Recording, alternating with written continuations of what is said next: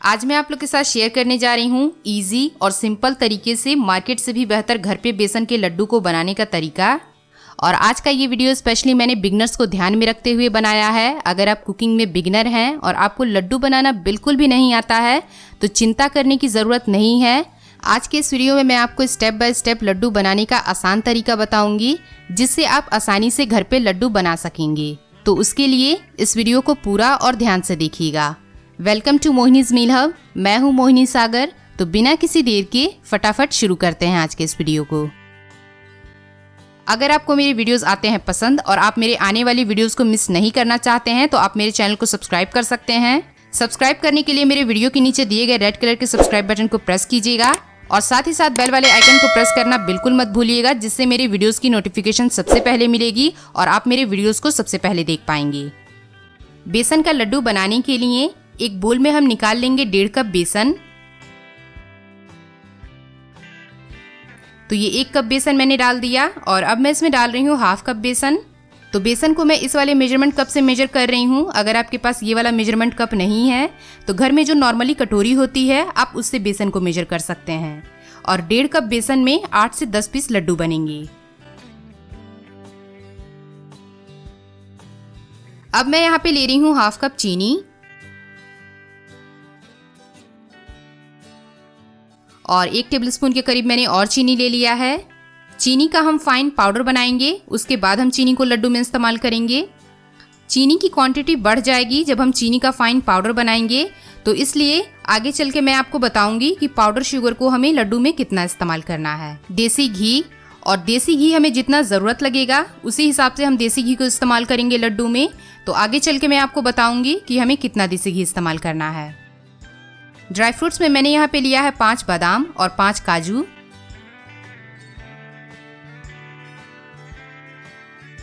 एक छोटा चम्मच मैं यहाँ पे ले रही हूँ खरबूजे का बीज, जो मिठाई में इस्तेमाल किया जाता है। ये आपको मार्केट में बहुत आसानी से मिल जाएगा। और अगर आपके पास ये खरबूजे का बीज नहीं है तो कोई बात नहीं, आप बेसन के लड्डू को सिर्फ काजू और बादाम से भी बना सकते हैं।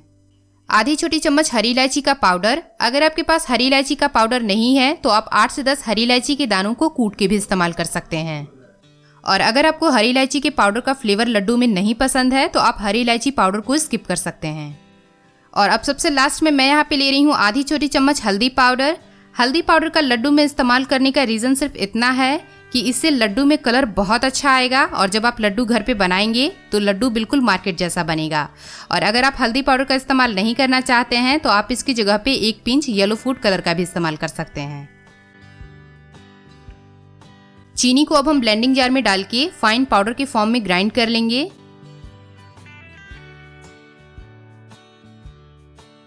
ब्लेंडिंग जार में मैं चीनी को स्पून की मदद से डाल रही हूँ ताकि आप देख सकें कि मैंने यहाँ पे कितना स्पून चीनी का इस्तेमाल किया है।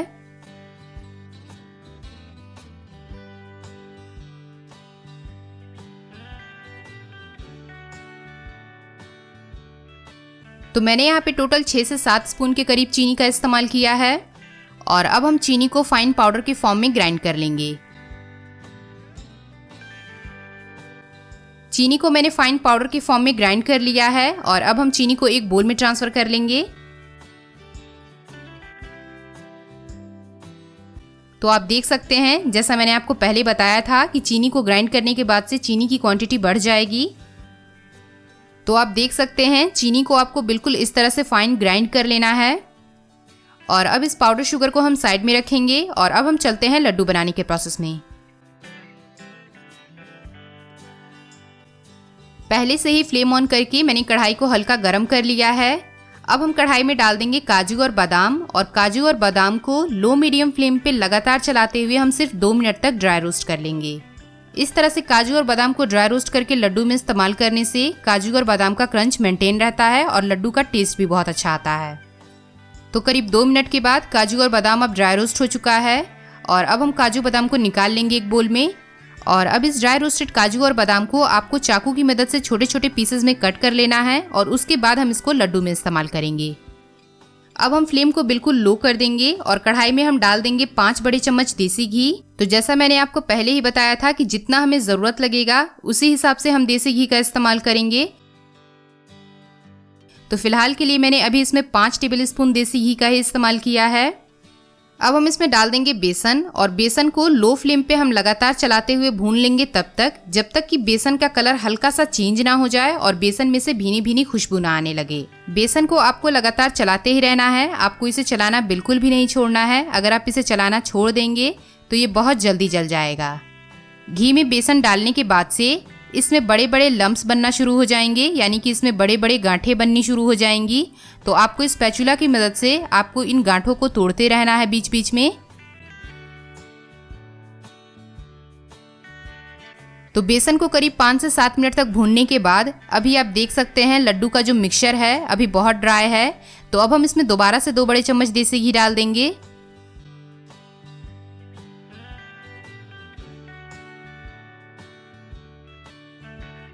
तो टोटल मैंने यहाँ पे 7 टेबलस्पून देसी घी का इस्तेमाल किया है और अब हम इसमें देसी घी का इस्तेमाल बिल्कुल भी नहीं करेंगे। तो जैसे जैसे आप बेसन को लो फ्लेम पे भूनते जाएंगे, बेसन ने जितना भी घी एब्जॉर्ब किया है, बेसन सारा का सारा घी रिलीज कर देगा।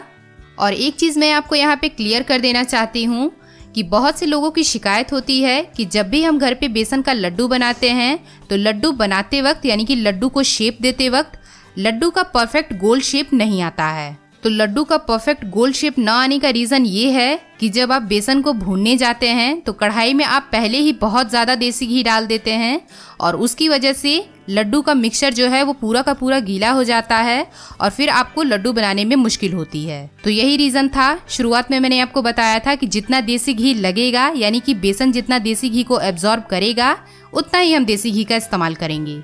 तो यहाँ पे मैंने टोटल 7 टेबलस्पून ही देसी घी का इस्तेमाल किया है और अब हम बेसन को लो फ्लेम पे लगातार चलाते हुए भूनेंगे।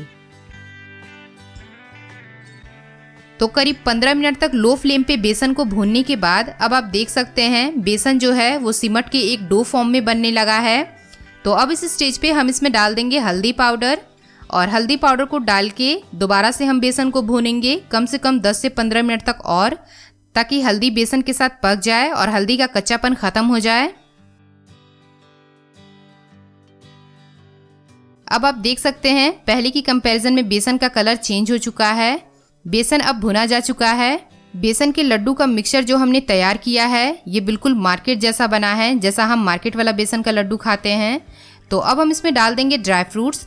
तो सबसे पहले मैं इसमें डाल रही हूँ खरबूजे का बीज,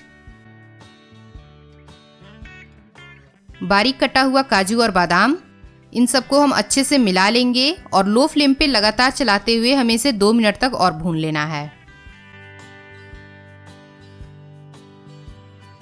तो करीब 2 मिनट के बाद अब हम फ्लेम को ऑफ कर देंगे क्योंकि बेसन अब भुना जा चुका है, बेसन का कलर जो है चेंज हो चुका है और बेसन में से खुशबू भी आने लगी है।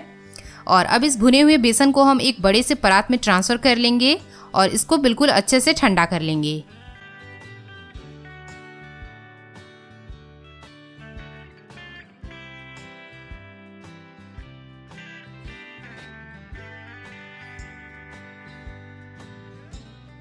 तो बेसन को मैंने एक बड़े से परात में ट्रांसफ़र कर लिया है और बेसन को हम स्पून की मदद से इस तरह से चारों तरफ फैला देंगे ताकि बेसन जल्दी से ठंडा हो जाए।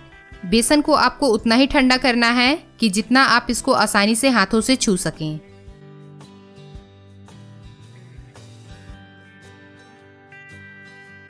अब ये बेसन ठंडा हो चुका है और बेसन हाथों से छूने लायक हो गया है। तो अब मैं इसमें डाल रही हूँ हरी इलायची का पाउडर,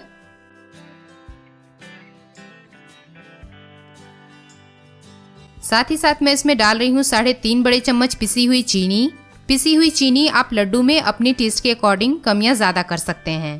पहले ही मैंने आपको बताया था कि चीनी को पीसने के बाद जब चीनी पाउडर फॉर्म में बनेगा तो इसकी क्वांटिटी बढ़ जाएगी। तो चीनी मैंने अपने टेस्ट के अकॉर्डिंग डाल दिया है। बेसन में पिसी हुई चीनी डालने के बाद से इसमें बड़े बड़े लम्प्स बनने शुरू हो जाएंगे, यानी कि इसमें बड़ी बड़ी गांठें बननी शुरू हो जाएंगी। तो आपको इसे तोड़ देना है हाथों की मदद से ताकि चीनी बिल्कुल अच्छे से बेसन में मिक्स हो जाए।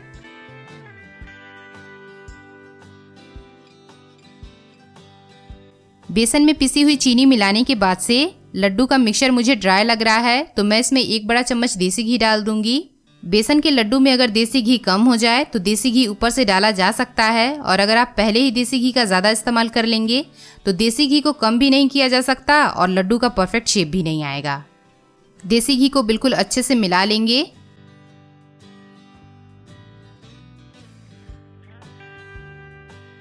और अब आप देख सकते हैं लड्डू का परफेक्ट मिक्सचर बनके तैयार हो चुका है। और अब हम अपने हैंड वॉश करेंगे, उसके बाद हम इससे लड्डू बनाएंगे।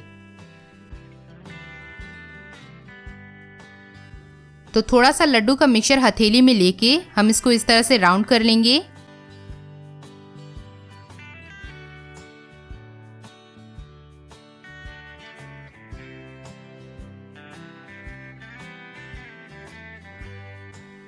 और उसके बाद लड्डू को इस तरह से हथेली के बीच में रख के हम इसे राउंड करेंगे। इससे लड्डू में परफेक्ट गोल शेप आएगा। और मैं यहाँ पे मीडियम साइज़ के लड्डू बना रही हूँ। आप चाहें तो मीडियम साइज़ से थोड़े से बड़े या फिर मीडियम साइज़ से थोड़े से छोटे लड्डू बना सकते हैं। लड्डू के मिक्सचर में जब हल्की गर्माहट रहेगी तभी आपको जल्दी जल्दी लड्डू बनाना है, वरना अगर लड्डू का मिक्सचर ठंडा हो गया तो आपको लड्डू बनाने में मुश्किल होगी। लड्डू को बनाते वक्त लड्डू का मिक्सचर हल्का गर्म रहेगा, तब जब आप लड्डू को शेप देंगे तो लड्डू का उतना परफेक्ट शेप नहीं आएगा। जब लड्डू ठंडा हो जाएगा, नॉर्मल रूम टेम्परेचर पे आ जाएगा, तब जाके लड्डू में परफेक्ट गोल शेप आएगा। तो यहाँ पे मैंने सारे के सारे बेसन के लड्डू बना लिए हैं और 1.5 कप बेसन से मैंने यहाँ पे टोटल 10 पीस बनाया है। बेसन के लड्डू को बना के प्लेट में रखते वक्त एक बात का ध्यान रखिएगा कि बेसन के लड्डू को आपको दूर दूर रखना है प्लेट में, ये आपस में चिपकना नहीं चाहिए। अगर बेसन के लड्डू आपस में चिपक गए तो ये आपस में चिपक के जम जाएगा और जब आप इसको अलग करेंगे तो लड्डू टूट जाएगा। तो अब हम इसको नॉर्मल रूम टेम्परेचर पे 15 से 20 मिनट के लिए छोड़ देंगे ताकि ये थोड़ा और ठंडा हो जाए। जब ये नॉर्मल रूम टेम्परेचर पे आ जाएगा उसके बाद हम इसको दोबारा से शेप देंगे।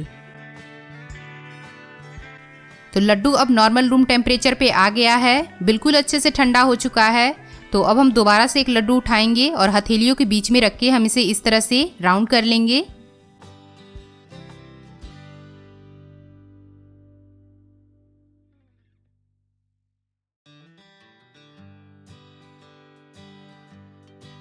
और अब आप देख सकते हैं लड्डू जब अच्छे से ठंडा हो चुका है तो अब जाके लड्डू में परफेक्ट गोल शेप आ रहा है। प्लेट में रखते जाएंगे लड्डू को और लड्डू को अलग अलग ही रखना है, चिपकाना नहीं है आपस में। अब इस परफेक्ट बेसन के लड्डू को देख के आप बोल सकते हैं कि ये लड्डू बिल्कुल हलवाई जैसे या फिर मार्केट में जैसे बेसन के लड्डू मिलते हैं ठीक वैसे ही बने हैं। तो यहाँ पे मैंने टोटल 9 पीस प्लेट में रख दिया है और मैंने यहाँ पे टोटल 10 पीस बनाया था, तो इसको मैं इसके ऊपर नहीं रखूँगी वरना लड्डू चिपक जाएगा। तो इसको मैं आपको तोड़ के दिखा देती हूँ।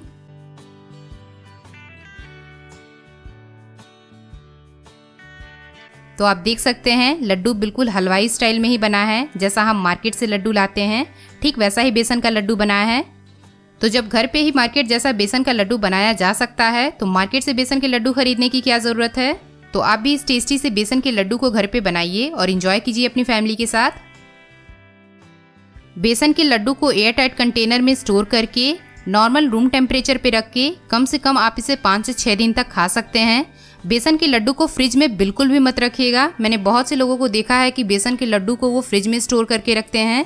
फ्रिज में स्टोर करके रखने से लड्डू बिल्कुल पत्थर जैसा हो जाता है, क्योंकि हमने इसमें घी का इस्तेमाल किया है। इसलिए बेसन के लड्डू को नॉर्मल रूम टेम्परेचर पे ही रखिएगा। अगर आप भी मेरे इस बताए हुए तरीके से बेसन के लड्डू को घर पे बनाएंगे तो लड्डू कभी भी फ्लैट नहीं बनेगा और लड्डू बिल्कुल मार्केट जैसा या फिर हलवाई जैसा बनेगा। अगर आप कोई रेसिपी का सजेशन मुझे देना चाहते हैं कि अगले वीडियो में मैं कौन सी रेसिपी बनाऊं, तो आप नीचे कमेंट सेक्शन में दे सकते हैं। वीडियो अगर आपको आज का पसंद आया हो तो प्लीज़ इस वीडियो के नीचे दिए गए लाइक बटन को ज़रूर क्लिक कीजिएगा। रेलेवेंट लगा हो तो आप इसको शेयर कर सकते हैं अपनी फैमिली और फ्रेंड्स के साथ। Till then, thanks for watching, take care, goodbye. मिलते हैं नेक्स्ट वीडियो में एक नई रेसिपी के साथ।